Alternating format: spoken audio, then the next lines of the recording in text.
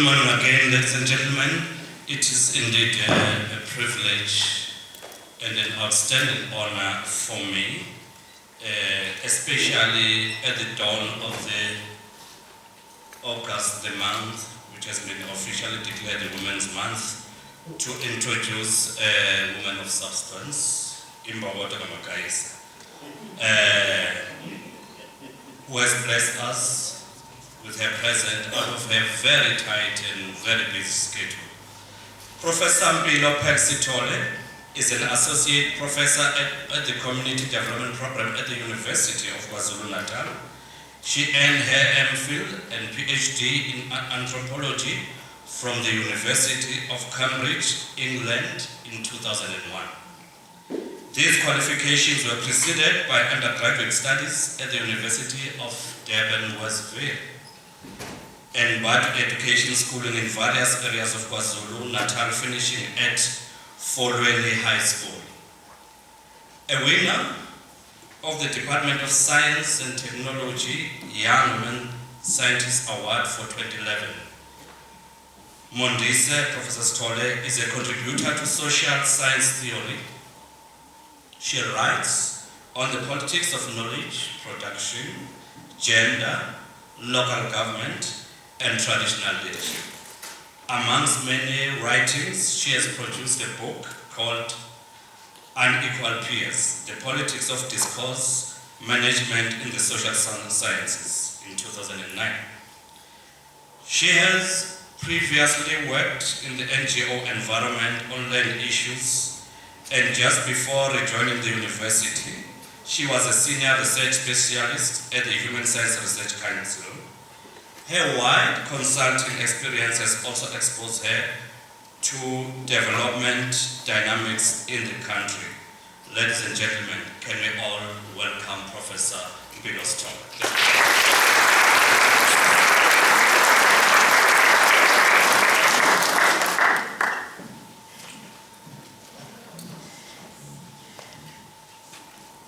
This is what happens when you ask a PA to introduce you. It puts you on the spot. Ladies and gentlemen, it is an honor for me to see the beginnings of this venture. When I heard about this, and I was invited to it quite early, but in hectic schedule, as he has pointed out, I thought, do I miss this, or do I become part of the conference of hope? Because this is what today is. But before I do that, I'd like to greet the school from the area where I had my home schooling and ask them a question as to whether they know the name of the socks that they are wearing. No. You don't, I'm sure.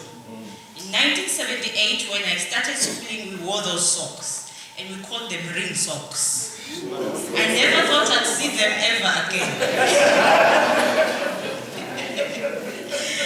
Okay, ladies and gentlemen, in the serious business at hand, the amount of work that is dawning before us today is unimaginable in terms of its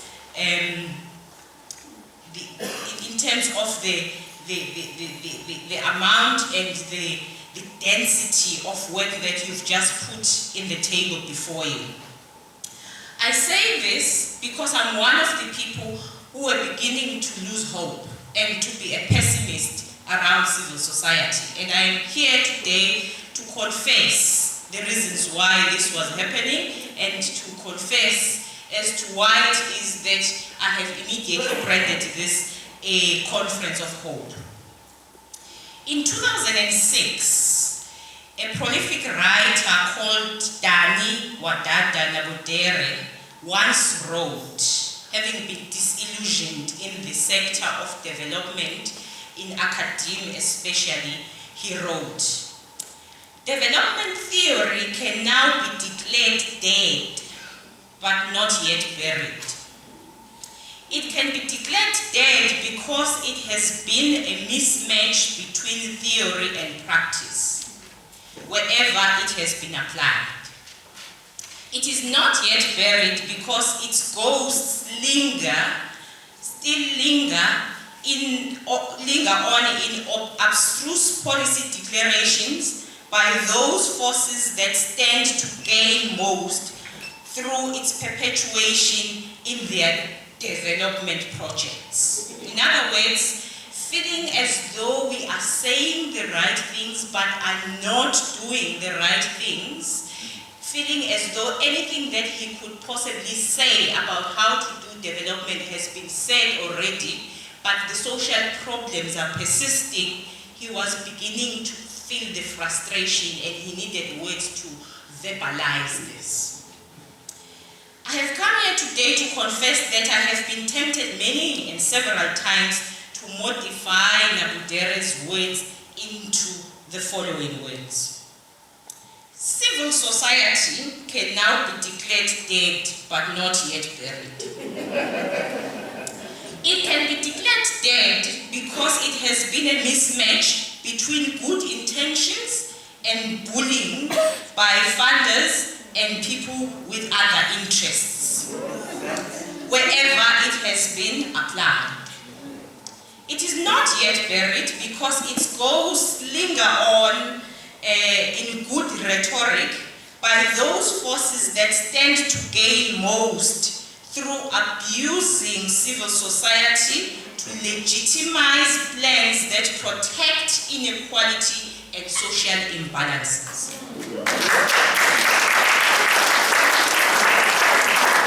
The reason why I say these things, and I appreciate the fact that we have, and in fact, I cannot be more appreciative of the fact that civil society is not alone in this room. The reason why I say these things is because we are, all of us together, in the mutual dishonesty that we have created, in the manner in which we have not fulfilled the aspirations of the majority that were hopeful when we started to take up certain positions. I have not come to confess in order to look good, but I have come to confess in order to be taken to task and being made to eat my words. Please feel free. I hear that you are going to sit together and discuss some of the things that come up and generate even more. So I am here to eat my words, but I just want to be transparent with what I have been feeling. Especially if I'm wrong. I would like to put forward an argument as to why I thought civil society is dead, based on the analysis of the social situation as I have read it in recent years. The core argument that I am to put forward is that the South African situation of social relations indicates that we cannot live on political remedies alone. We need civil society even when we have a legitimate government, in order to continuously work on the conscience of those in power, because power, by its very nature, creates elitism. It's not an accident. There is always, when people go into power, they become elitists, and all of a sudden, they side with elites, the elites.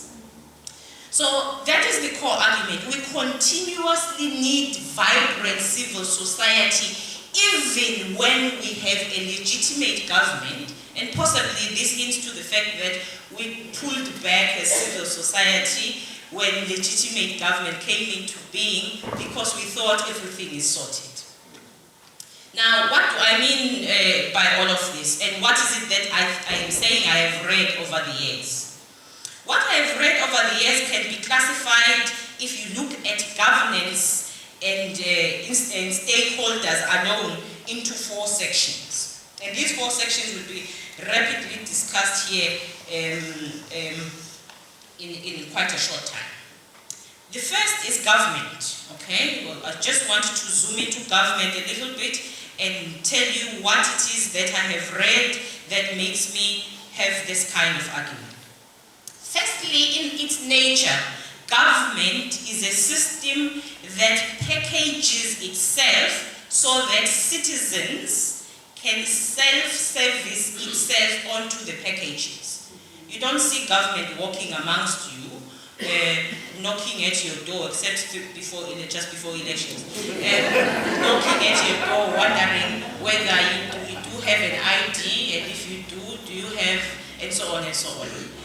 You have to diagnose yourself as a citizen, understand the packages of government and how they interlink, and see that if my problem is poverty, then I probably need the social grant, but before I get to the social grant, I probably need to get to home affairs if someone guides you enough through all of that, those protocols of government. So it is a terrain with packages to which citizens self-service themselves to some degree.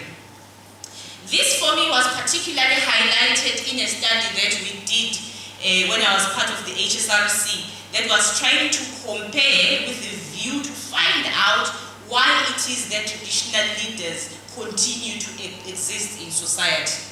So we were trying to compare traditional leaders and trying to engage communities as to why it is that they still go to traditional leaders and government, and the study was an eye-opener in terms of what it is that people feel about government and these generic packages, and what it is to live with an authority with mechanisms of being with them 24/7 through social disputes and various other issues on a daily basis. However, since I'm focusing for now on government alone, I want to highlight the following. In the packages that government offers us and the various levels through from national to local government, you will find that government creates its own jurisdictions. In other words, it almost attempts to create its own communities. That word that we want to talk about as the basic unit of local government is actually a fake community that cross-cuts between various communities actually, with various even identities, trying to create a space that a municipal councillor pretends is a community. Okay? Then, as if that is not enough by way of generism and fakeness, government also creates clusters. And I am generous when I'm saying clusters. Before clusters, which are economic, infrastructure, and social, there would have been departments which silo everything even further. There's nothing wrong with specialism, but if that is the end, it becomes a problem. However, it creates clusters, and if you open the clusters up quite carefully, you will see that they actually are coaching capital investment only to certain social groups.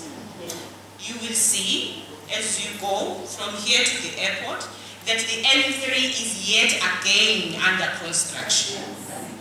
That is the infrastructure cluster of government operating yet again on eThekwini and Guaduguza, and being oblivious of the need for spatial affirmative action that this province requires. You will also see that if you take your KwaZulu-Natal Provincial and Development Plan, it acknowledges such as what you would do to take any religious text, all the good intentions by way of situational analysis. However, when it begins to go into plans, it will exactly show that all of the economic projects will happen in eThekwini and, if you are lucky, in Pietermaritzburg. None will happen, I'm talking economic development projects of impact, none will happen at Jolvet, or somewhere in Msinga, except poverty alleviation and the courier shops types. You will also see that there is tremendous pressure on the social cluster to take care of the rest of the bigger percentage of spatial neglect by these other two clusters, the infrastructure and the economic. The social cluster through conglomerations of education, health, social welfare must then take care of Msinga, of Jozini, and the others that are not the core of the economic and the infrastructure. So by its very nature, government is not regressive. Put aside putting money in people's pockets in the way that we often think of redress, but it is not regressive even spatially. In other words, my argument, which I've made elsewhere, is that people like Theophilus Shepstone, the first Native Commissioner, must be laughing and smiling in their graves, because there has not been spatial redress that they created, and in fact the situation perpetuates itself exactly as they created it. It is also my argument that when you look quite critically at all of these issues, you will see that the pressure that has been given to the social cluster around welfareism and extension of social grants and the poor education that is happening in rural areas and so on, is blamed onto the victim. The victim being the social cluster here. You are perpetuating dependence. How can you extend social grants? These people are now getting pregnant in order to get social grants. Partly true, probably. However, you, economic cluster, and you, infrastructure cluster, have done what to rehabilitate the butter factory that was closed down in Msinga, with those women who are now busy sewing shoes under the thorn tree in Kids Drift as